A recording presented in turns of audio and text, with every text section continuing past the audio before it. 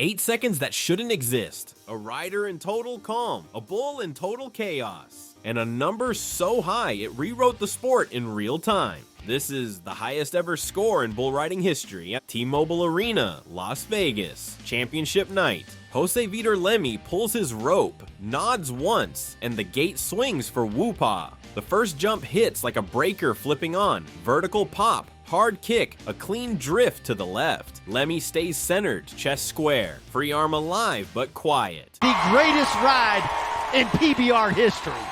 If the hairs on the back of your neck or wherever the hairs aren't standing up, you are not alive after watching that. The second jump is meaner. Woopaa brings the heat with power and timing, rolls the shoulders, then snaps direction, the kind that buckles good riders at the waist. Leme doesn't chase it, he meets it. Hips forward, toes just where they need to be, chin low, eyes locked. 4 seconds. The crowd's volume rises and then disappears. Just hoofbeats, leather, breath. Woopaa surges again, a touch more drop, a hair more torque, and Leme floats with it like he's riding a heartbeat instead of a storm. 6 seconds. The spin tightens. The bullfighter on that side flinches because he knows what that change means. It's the part of the ride where the bull starts stacking moves. Kick, roll, dive, snap. Leme answers each one. No reach, no panic, just timing. It looks easy, and that's the tell. Nothing about this is easy. 7 and change. A final kick unloads and tries to pull him over the front. Leme's weight slides an inch and then comes right back under him. Perfect center, free arm carving air. The horn hits. He makes the get off like he meant it. Feet under, 1 step, 2 steps, and then he looks up at the board.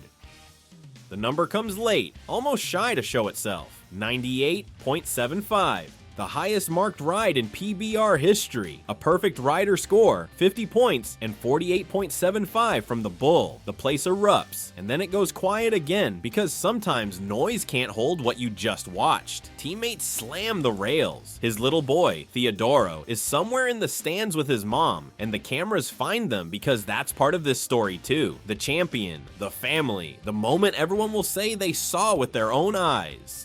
He says, thank you when the mic finds him. To God, to the fans, to the buddies on the back of the chutes. It doesn't sound rehearsed because it isn't. He's trying to turn breath into words with adrenaline still running the show. There's a gold buckle coming, a truck, a check, but right now it's simpler than that.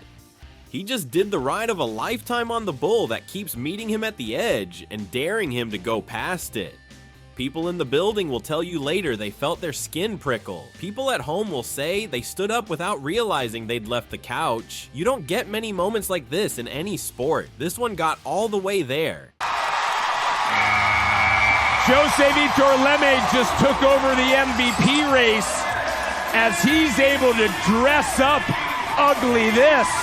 That's the headline. Now, the road that led him he grew up in Ribas do Rio Pardo, Brazil, calves at 7, a soccer field for 11 years, a bike and long rides to small town arenas because opportunity doesn't come with a driver. The first big yes was an invitation near Campo Grande when he was 18. He pedaled over, pedaled back, and learned how to stretch tape and money at the same time. The soccer footwork stayed in his legs. Balance, hips, the way you read movement and answer on rhythm, it all crossed over. Then came 2017, the door to the big stage. He landed in the US through the Velocity Tour Finals, punched his ticket to Las Vegas, and turned the World Finals into his own introduction party. 6 for 6, event title, Rookie of the Year. If you're wondering how often that happens, it doesn't. It's the kind of debut you talk about years later when people argue over greatness at kitchen tables and in hotel lobbies. His first full push at a gold buckle ran into other giants. 2018 went to Kayik Pacheco.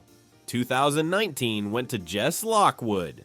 Leme finished second both times, which says everything and not enough. Second means you were there every week, that the math shook out just a touch short. People started asking the question they always ask with talents like this. When? 2020 answered, steady wins, round after round, and a moment in Arlington where the pressure peaks for everybody else, and he looks calmer. He locked the title at the World Finals with a monster statement on Woopaa and walked out with the buckle that makes a dream a job.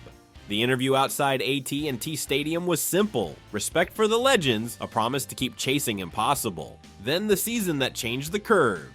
2021. It did not read like a highlight reel at first. He cracked an ankle early. He re-injured a groin. A core muscle nagged. 9 events missed. That's the part people forget when they remember the records. It wasn't easy. He built it anyway. He piled up round wins. He stacked 90-point rides until an old mark looked small. In Tulsa, he met Woopaa in a 15-15 bucking battle and put up 97.75. New number, new bar. The same rider smiling like he just unlocked a level the game didn't know it had. Which brings us back to Las Vegas.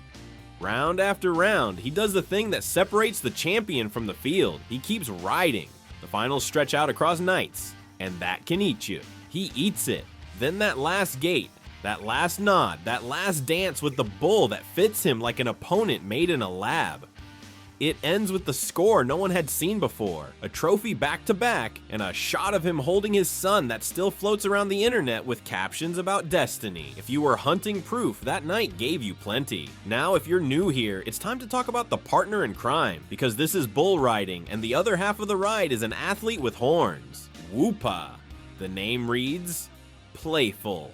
The trip is anything but. He comes out with altitude, not just height, but violent lift at the front end that rips slack thin and tests your core. He'll hook a hard left and tighten fast, then add roll and drop inside the spin. That combination breaks lines. Most guys get pulled over the front or rock back to their pockets and lose daylight. The exit kick forces you to fight for posture on every jump. To score with him, you need 2 things most can't hold together for long: total commitment and total control. He was the bull everyone circled because he didn't just throw you down, he brought scores when you could hang, the kind that win rounds and hand out trophies. On the biggest stage of the year, he brought his best. That night in Las Vegas, he poured out 48.75 points of pure complication. It takes 2 to make history, and the arena got both: an animal at full power and a rider in complete command. And no, this wasn't a one-off where a perfect storm blows in and leaves no sign it ever happened. These two had a story before and after. They'd met earlier that summer and dropped 97.75 together in Tulsa, an early hint that ceilings could be broken. They'd square up again later in their careers, and even that had a twist. The final time they met, he got bucked off. It's always been north of 90.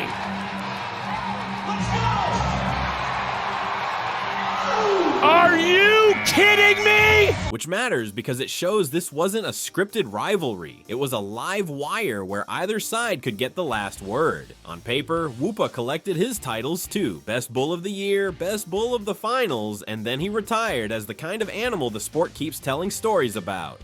Back to the man in the middle. If you want to understand why that Las Vegas ride hits as hard as it does, you have to look at the weight he carried into it. He broke the bones that hold a season together and still stacked results. He missed time and came back sharper. He kept saying out loud that he wanted to do the things others hadn't done, chase marks that felt out of reach, make impossible sound like a plan, and then he did them in front of everybody. That's not arrogance, that's clarity. After that night, he wasn't done.